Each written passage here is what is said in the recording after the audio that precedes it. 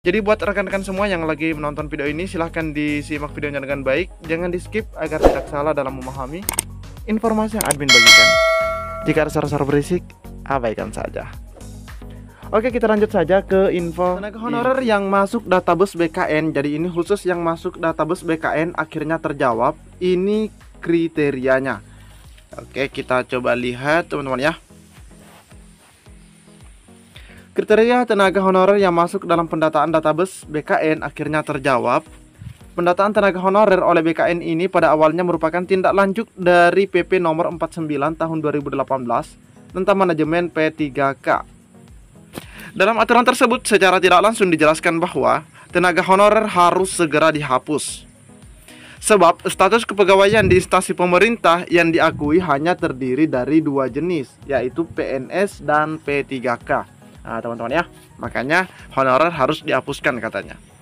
Sehingga tenaga honorer wajib diselesaikan sampai dengan tanggal 28 November 2023 yang lalu. Itu seharusnya teman-teman ya.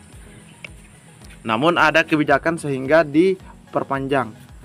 Akan tetapi pemerintah batal menghapus tenaga honorer hingga tenggat waktu yang ditentukan oleh PP nomor 49 tahun 2018. Nah ini PP sebelumnya teman-teman ya, ini dari Undang-Undang ASN nomor 5 tahun 2014. Sementara tenaga honorer batal dihapus, Undang-Undang nomor 20 tahun 2023 tentang ASN telah diterbitkan oleh pemerintah.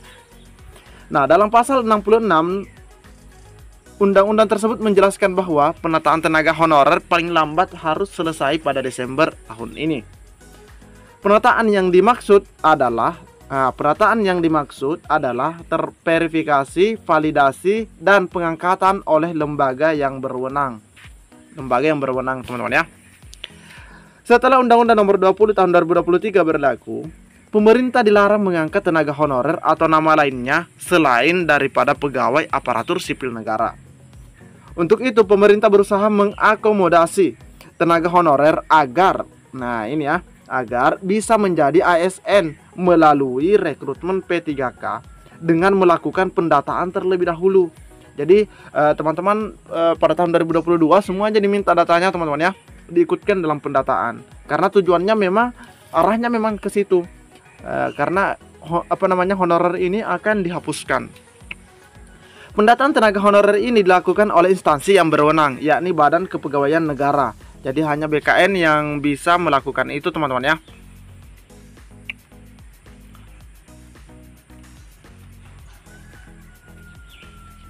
Nantinya tenaga honorer yang terdata dalam database BKN akan diprioritaskan dalam pengangkatan P3K. Nah muncul pertanyaan, siapa saja tenaga honorer yang masuk dalam pendataan database BKN? Nah ini karena kenapa banyak juga yang mengajar di sekolah negeri kok tidak masuk teman-teman ya.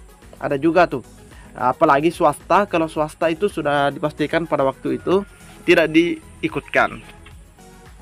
Nah berdasarkan surat Mempan nomor B15511 tahun 2023 yang lalu, yang mana tenaga honorer yang didata oleh pemerintah terdiri dari dua jenis, yaitu adalah honorer yang berstatus sebagai THK2 atau tenaga honorer kategori 2.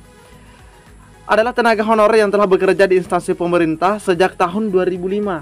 Jadi THK2 ini sudah bekerja di instansi pemerintah sejak tahun 2005. Namun belum menjadi ASN hingga sekarang. Bahkan yang admin pernah dapatkan informasinya bahwa THK2 ini memang ada nomor THK2-nya begitu teman-teman ya. Ada nomor THK2-nya seperti orang yang lulus. Jadi kalau ini tidak diaudit Pak, akan muncul tenaga honorer siluman-siluman yang diangkat menjadi P3K. Kedua, pegawai non ASN yang bekerja kasihan pada yang honorer ini pada instansi pemerintah yang sesungguhnya rekan-rekan kita yang ada di tidak pernah honorer, masuk nama ke kementerian atau ke BKN, diangkat menjadi P3K. Yang honorer sesungguhnya syarat lain agar pegawai non ASN MPP Pak, mati pelan-pelan. Termasuk dalam kategori sangkutan termasuk dalam kategori pendataan BKN. Syarat pertama adalah dia itu mendapatkan honor atau gaji langsung menggunakan APBN. Itu jika dia honornya di instansi pusat, dan APBD jika dia di daerah, bukan melalui pengadaan barang dan jasa individu ataupun pihak ketiga. Nah, kalau kita tahu bahwa kalau misalnya sekolah ya, di swasta itu biasanya menggunakan dana BOS ya, dana BOS penggajiannya. Nah, itu tidak termasuk. Itu masuk dari pengadaan barang dan jasa. Terus yang kedua, tenaga honorer yang diangkat paling rendah oleh pimpinan unit kerja. Kemudian selanjutnya, tenaga honorer tersebut telah bekerja paling singkat selama 1 tahun pada tanggal 21 Desember 2021. Nah, pada waktu itu ya. Jadi di sini yang paling singkatnya itu dia sudah bekerja dari 21 Desember 2021, boleh ikut dan masih aktif bekerja pada saat sampai dengan pendataan. Jadi kalau dulu ada yang bekerja misalnya dia 21 Desember 2022, bukan ya, misalnya 21 Januari lah begitu, 21 Januari 2022. Nah, itu tidak masuk teman-teman ya. Cut off-nya itu adalah minimal 21 Desember 2021. Itu cut off untuk ikut pendataan pada waktu itu. Keempat, tenaga honorer berusia paling rendah. Nah, ini juga usianya harus 20 tahun dan paling tinggi 56 tahun pada 31 Desember 2021. Adapun tenaga honorer yang tidak masuk dalam pendataan, yaitu yang berasal dari Badan Layanan Umum atau BLU ataupun BLUD, bekerja sebagai petugas kebersihan, pengemudi, satuan pengaman, dan bentuk jabatan lainnya yang dibayarkan dengan mekanisme outsourcing. Nah, itu teman-teman ya, itu yang tidak masuk dalam pendataan. Selanjutnya kita ke info RPP Manajemen ASN. Info terbaru PP Manajemen ASN dipastikan mengatur penataan honorer. Ini 4 Juli teman-teman ya. Kemenpan RB bersama BKN menyelenggarakan kembali uji publik terhadap RPP Manajemen ASN pada 2 Juli di Yogyakarta. Uji publik RPP Manajemen ASN di kota pelajar ini dibagi menjadi 2 sesi. Jadi uji publiknya dibagi menjadi 2 sesi. Sesi pagi dihadiri oleh para akademisi dari berbagai perguruan tinggi, di antaranya yakni Wahyudi Kumorotomo dari Fakultas Ilmu Sosial dan Ilmu Politik UGM, ada Rektor Universitas Islam Negeri Sunan Kalijaga Al-Makin, dan seterusnya teman-teman ya. Selain itu, Direktorat Umum Sumber Daya dan Hukum Aman, Direktur SDM UGM Suadi, serta Henry Julian Nur dari Fakultas Ilmu Hukum. Uji publik RPP Manajemen ASN juga dihadiri oleh Deputi Bidang Kajian dan Inovasi Manajemen ASN LAN Agus Sudrajat, terus Direktur Peraturan Perundang-undangan BKN Julia Leli, Asisten Deputi Penguatan Budaya Kerja SDM Aparatur Kemenpan RB Damayani Tiastianti. Oke, hadir juga PLT Asisten Deputi Manajemen Talenta dan Peningkatan Kapasitas SDM Aparatur Kementerian Pan RB Agus Wiyudi Wicaksono, dan seterusnya teman-teman ya. Serta perwakilan dari panitia antar kementerian yang turut menyusun rancangan PP Manajemen ASN. Uji publik hari ini Selasa 2 Juli dilakukan untuk menerima tanggapan dan masukan terkait substansi dari para akademisi serta instansi daerah yang sebelumnya. Uji publik RPP Manajemen ASN ini telah dilakukan di Jakarta dan Bogor. Itu sebelumnya ya, karena yang terakhir di Yogyakarta.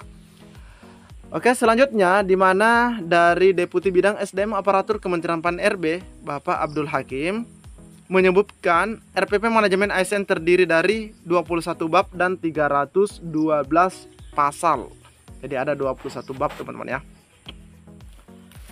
Abdullah Aswar Anas menjelaskan bahwa uji publik RPP Manajemen ASN merupakan wadah untuk memperoleh masukan dari para pemangku kepentingan yang selama ini ada di lapangan, termasuk para akademisi. Sehingga PP yang dihasilkan lebih implementatif, komprehensif, dan bisa menjawab permasalahan yang ada di lapangan. Itu tujuannya teman-teman ya, uji publik itu. Dalam kesempatan itu, PLT Deputi Bidang SDM Aparatur Kementerian Pan RB, yaitu Bapak Abdul Hakim, menjelaskan hal-hal yang perlu disoroti dalam Undang-Undang Nomor 20 Tahun 2023 tentang ASN dan akan dirumuskan dalam RPP tentang Manajemen ASN. Pertama, terkait transformasi rekrutmen dan jabatan ASN, di mana fleksibilitas penetapan kebutuhan dan rekrutmen ASN sesuai kebutuhan instansi. dan jabatan disederhanakan menjadi lebih terbuka untuk mendukung organisasi agile dan kolaboratif. Undang-undang dan RPP ini mencoba mengintrodusir human capital management. Kedua, kemudahan mobilitas talenta nasional. Dikatakan bahwa ASN mempunyai fungsi perekat pemersatu bangsa, siap untuk ditugaskan dimanapun berada. Ketiga, terkait dengan percepatan pengembangan kompetensi. Keempat, penataan tenaga non-ASN atau honorer. Nah, itu teman-teman ya. Jadi itu masuk di poin keempat. Kelima, reformasi pengelolaan kinerja dan kesejahteraan ASN. Hakim menjelaskan salah satu contoh terkait kesejahteraan yang akan diberikan yaitu cuti bagi suami untuk mendampingi istri melahirkan. Keenam, yaitu terkait digitalisasi manajemen aparatur sipil negara. Ketujuh, penguatan budaya kerja dan citra institusi. Kepala BKN Haryomo Dwi Putranto berharap agar regulasi yang dibuat bisa mengakomodir semua ASN di seluruh Indonesia.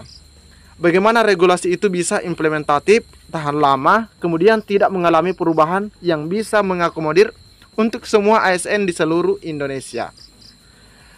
Jadi ini adalah info terbaru terkait RPP manajemen ASN, di mana para akademisi dihadirkan teman-teman ya untuk melihat terus mengecek yang mana sebenarnya sudah betul-betul mantap, yang mana masih perlu sedikit diperbaiki.